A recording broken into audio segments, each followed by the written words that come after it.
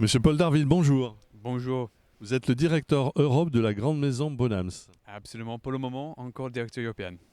Et on vous retrouve au sein du Grand Palais éphémère à Paris pour cette vente qui va avoir lieu le 3 février. Exactement, donc jeudi 3 février, ça commence à 14 heures. On est très content d'être revenu à Paris. Ça fait 2 ans qu'on est par ici. Et c'est la première vente qui aura lieu ici au Grand Palais éphémère. D'habitude, on est au Grand Palais qui est fermé pendant 3 ans. Mais on est très content avec l'espace et le montage on avait le droit de faire ici.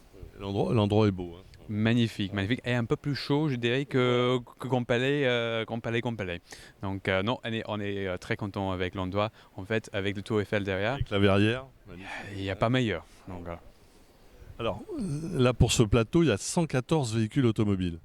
Oui, exactement, 114 voitures automobiles et un peu de chaque époque de l'histoire de l'automobile. En fait, la voiture la plus vieille date de 1900 et la plus moderne, c'est de 2014. Donc, on a dans cette salle 100 ans, plus que 100 ans de l'histoire de l'automobile, dans à peu près 100 voitures. Comment arrivez-vous à trouver à chaque fois des véhicules, des pépites? À chaque vente, vous trouvez des véhicules? C'est un travail, parfois des années, par exemple, cette belle collection de l'échelle qui vient de l'Allemagne. C'est une collection qu'un de mes collègues connaît depuis plus de 20 ans. Donc, il travaille avec le client de la famille. Il a vendu beaucoup de ses voitures à notre vendeur et maintenant, c'est le moment de revendre. Donc, en fait, beaucoup de ces belles voitures sont le produit des années, même des décennies de travail.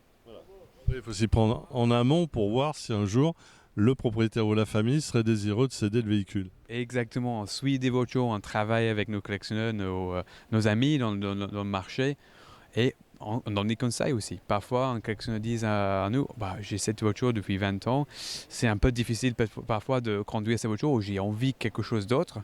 Et on conseille, on reprend l'ancienne voiture et ça fait partie de notre expertise. Alors, est-ce que dans les enchérisseurs qui vont venir à cette vente, il y aura plus d'Américains ou des Européens? C'était toujours un vente très international. Normalement, on est associé avec Retromobile, qui est malheureusement décalé. J'espère que ça aura lieu en mars. Donc cette année, je pense qu'on serait plutôt européenne. On a toujours beaucoup d'Américains parce qu'on est une maison internationale. On vient de finir notre vente à Arizona. Je sais déjà qu'il y a beaucoup d'enchérisseurs qui ont participé à Arizona, qui ont peut-être raté leur chance dans cette vente, qui vont enchérir ici. Donc c'est un marché de plus en plus international, je trouve.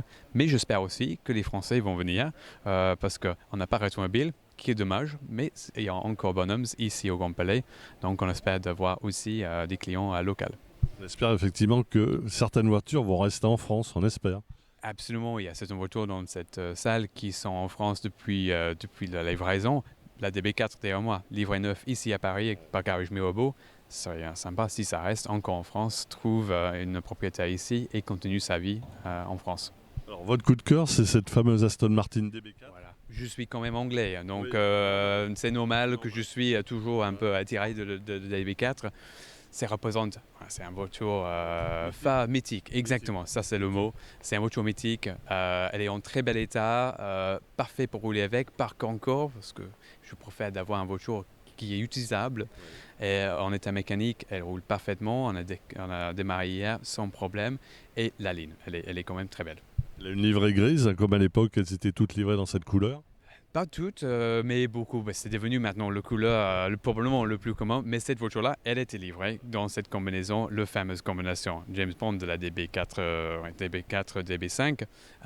Donc voilà, si vous pensez d'un Aston Martin, c'est un peu ça dont vous pensez. Voilà. Alors, Monsieur Darville, là, on a devant un véhicule une Porsche de 1964, c'est le modèle 904, une Carrera GTS. Et sa petite particularité, elle a appartenu à l'acteur hollywoodien Robert Redford, qui l'a gardé 10 ans.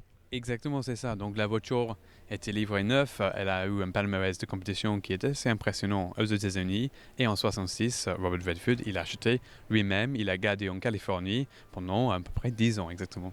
Et c'est une voiture compétition. C'est une voiture de compétition, mais c'est aussi une voiture de route. Donc c'est une voiture qui était faite surtout pour la compétition à mixte, mais c'est complètement possible de rouler sur la route avec. C'est pas une voiture qui est que compétition. Oui, il n'y a pas d'arceau de sécurité, il n'y a pas de choses comme ça. Elle n'est pas typée 100% compétition. Exactement. Donc cette voiture-là, elle est dans une configuration qui est plus proche probablement à une configuration compétition d'époque. Pour refaire la compétition avec, il faut vraiment moderniser un peu les aspects sécurité. Donc, comme je disais, vous pouvez facilement rouler avec pour les rallyes, les tours, sans besoin d'aller sur la course. Et on a une mise à prix de 1,3 million. Voilà, on est à 1,3 million, 1,5 million d'estimation. Oui, le fait que les véhicules aient appartenu à une célébrité, à un artiste, ça peut des fois évoluer en plus. C'est selon. Voilà, exactement. C'est toujours une question intéressante. Parfois, il y a certains personnages, célébrités qui ajoutent toujours de la valeur dans une voiture. Pour certains d'autres, c'est pas toujours sûr. Mais c'est un peu ça le jeu d'une vente sans enchère, de faire présenter quelque chose sur le marché et de voir comment c'est perçu par les collectionneurs. Donc, 1,3 million, c'est le prix correct pour un 904 normal. C'est sa valeur. On verra si ça va être cet historique de Brave que je trouve intéressant. Il y a des belles photos de la voiture de l'époque, si ça ajoute quelque chose. Alors, derrière vous, on va se rapprocher. On a une Bugatti. Ça, c'était le renouveau, c'est la EB112. Exactement, le EB110 qui était lancé au début des années 90, elle a été fabriquée en 93 cette voiture. Ils ont fabriqué en fait très peu, c'est quelques centaines, c'est vraiment une production très très limitée. Ça représente un peu, comme je disais, l'évolution de notre marché. On voit un changement de direction, d'intérêt pour les voitures plus modernes. Par exemple, cette voiture-là en 2013-14, ça peut probablement à cette époque-là 300 000, 400 000. Aujourd'hui, on est déjà à 1,1 million.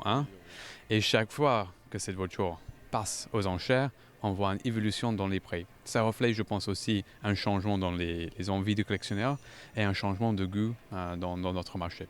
C'est des marques mythiques aussi.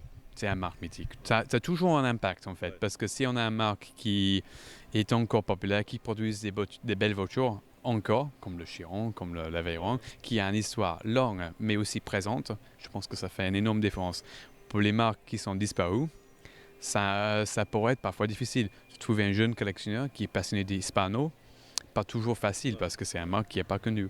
Et on voit très souvent quand une marque moderne commence à être plus valuée par le marché, par exemple Bentley quand elle a été rachetée par Volkswagen. Ils ont investi énormément, le produit moderne était plus intéressant et on a vu aussi un montée dans les voitures classiques des années 50-60. Donc il y a toujours ce rapport entre comment le marque est perçu pour les voitures, pour les produits modernes et les produits anciens. Et les jeunes, la nouvelle génération, vous pensez qu'ils sont attirés par le vintage ou ils restent plus sur des voitures contemporaines? Je pense que certaines vintage, certaines voitures d'avant-guerre, il y a certaines voitures qui sont toujours mythiques et ont toujours un intérêt pour les collectionneurs qui arrivent sur le marché à nouveau. C'est surtout les voitures sportives, comme l'Invicta qu'on a présenté là. C'est une voiture qui est relativement facile à conduire, qui est puissante et donc c'est un intérêt aussi pour les collectionneurs plus jeunes. Il y a une comparaison peut-être à faire avec l'art. Donc on a dans le monde d'art contemporain, souvent les collectionneurs ils pensent d'acheter un old master, une peinture impressionniste par exemple. Ça donne un sens à la collection, ça représente une évolution dans l'intérêt.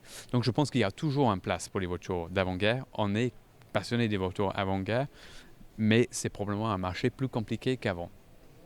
Est-ce que le marché va évoluer, vu que dans quelques décennies, les voitures seront électriques ou rouleront à l'hydrogène?